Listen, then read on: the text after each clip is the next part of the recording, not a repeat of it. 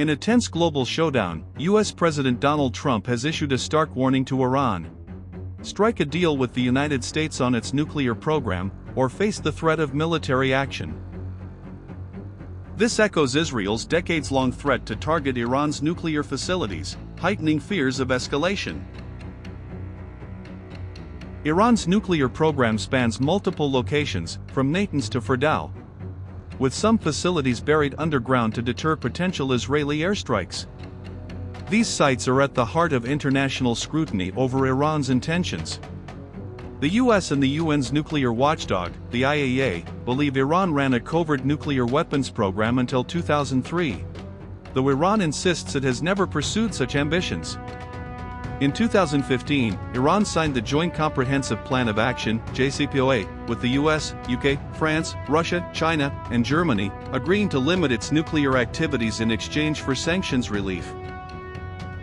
But the deal collapsed in 2018 when Trump withdrew the US, reimposing sanctions. Iran retaliated by abandoning restrictions starting in 2019. Since the deal's breakdown, Iran has accelerated its uranium enrichment, reaching 60% purity, dangerously close to the 90% needed for weapons-grade material. Experts estimate Iran could produce enough for 6 bombs if enriched further, though building an actual weapon would take longer and remains debated. The JCPOA aimed to curb Iran's nuclear program while lifting UN, US, and EU sanctions. Endorsed by the UN Security Council, it was a diplomatic win until Trump's exit unraveled it. Iran argues that renewed sanctions justify its rollback of commitments. Trump, back in office in 2025, has revived his maximum pressure campaign, threatening force if Iran doesn't comply. Talks under President Joe Biden stalled, leaving diplomacy in limbo. Trump's latest remarks signal a hardline stance, with military action on the table. The IAEA reports Iran is dramatically boosting enrichment to near weapons-grade levels, raising alarms. Western nations argue no civilian program needs such high enrichment, a practice unseen elsewhere without weapons intent. Iran maintains its goals are peaceful. The 2015 deal includes a snapback mechanism to reinstate UN sanctions if Iran violates terms. Triggerable by a UN Security Council vote, it requires no vetoes from the US, Russia, China, UK, or France.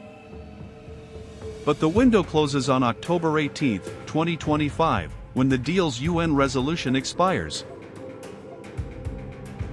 In 2020, the US tried to trigger snapback despite quitting the deal, claiming residual rights. Iran, Russia, China, and others rejected the move, and most Security Council members blocked it.